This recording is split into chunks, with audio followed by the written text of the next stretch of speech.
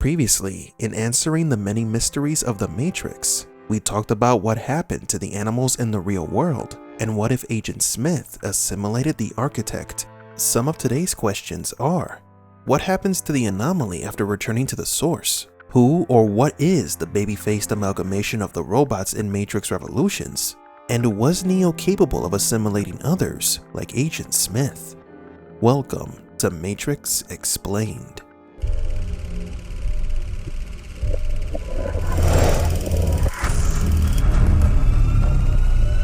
Welcome to the desert of the real.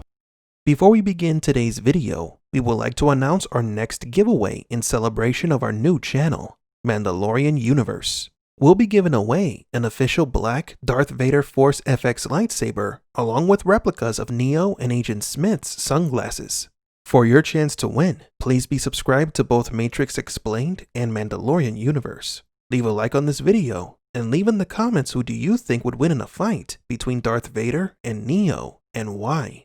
The winner will be announced on November 30th. Good luck and enjoy today's video. Let us begin with the latter.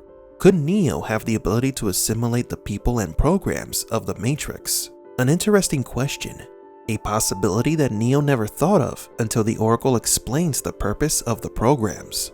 Every story you've ever heard about vampires, werewolves, or aliens is the system assimilating some program that's doing something they're not supposed to be doing. Programs hacking programs. Neo was a software hacker. After becoming the One, he could hack and manipulate the Matrix. He was able to bend or break the rules of the simulation, but never did he use an ability that resembled the assimilation of others. Why is that? The first thing to note is that Smith did not gain the ability to assimilate other programs after he was destroyed by Neo. As an agent of the Sixth Matrix, he had a long list of abilities. Smith could modify the RSIs of humans, as in modifying their bodies inside the Matrix, as he demonstrated during Neo's interrogation. More importantly, agents can transport from body to body. Smith was able to copy his code into humans and other programs because the ability to possess them was already part of his programming. After his code was corrupted by the anomaly, his abilities evolved. The abilities of an agent modified with the powers of the One. The Oracle mentioned that when a program is doing something that it isn't supposed to be doing, the system assimilates it. So even though we did not see an agent use this ability before Smith, it is possible that they can indeed assimilate other programs in order to delete them. This is why Neo could not assimilate other programs or people. It is not an ability that the anomaly possesses. It's exclusive to the agents of the Matrix. Neo saw how Smith assimilates other people and programs, so it is possible that in the future he uses his knowledge as a hacker and copies this ability, maybe inadvertently becoming a virus himself, spreading throughout the Matrix. A new danger that the architect must face, because the anomaly will no longer be just a simple systematic failure. Our next question of the day is, what if Neo got out of the car, as in when he was threatened by Switch? We suspect that this question may be answered in Matrix 4. Let me explain. We've theorized that in the upcoming sequel, we will see how and why Neo lost his memories. One possible explanation is that he took the blue pill in this simulation. He doesn't remember that he was the One, but Trinity will help him remember and wake up to reality.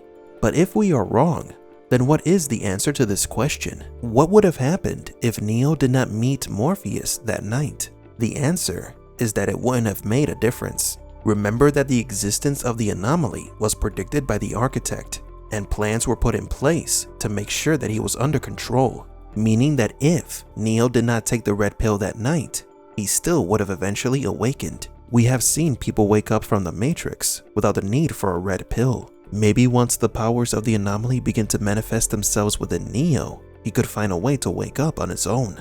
But if Neo had taken the blue pill, the architect and the Oracle still would have found a way to manifest the Integral Anomaly, control it, and lead it towards the source. Choice is an illusion. As such, we do not see a different outcome, because Neo was never in control of his life. Moving on to the next question. What was that baby-faced looking machine in Matrix Revolutions? It is the central interface of Machine City. Deus Ex Machina, as it's named in the movie script, appears to be connected to all the machines in the real world. There is something disturbing about this machine, and that is that in the Matrix, there is a large number of programs with different philosophies and personalities. However, Deus Ex Machina is the combination of tens of thousands of insect-like machines, which leads us to believe that the robots in the real world work as a hive. Individualism of the programs only exists inside the Matrix, but in the real world, all the machines are connected to a collective consciousness. Perhaps this is the source. We will be discussing the source in a future video. And our final question of the day: what happens to the integral anomaly after reaching the source? The systematic anomaly had to be controlled, so a plan was devised to ensure that the anomaly would always choose humanity, restart the Matrix, and allow the destruction of the current city of Zion. Once the anomaly agrees to return to the machine mainframe, he must choose a set number of people to repopulate Zion. Once the anomaly's purpose is fulfilled, what happens next?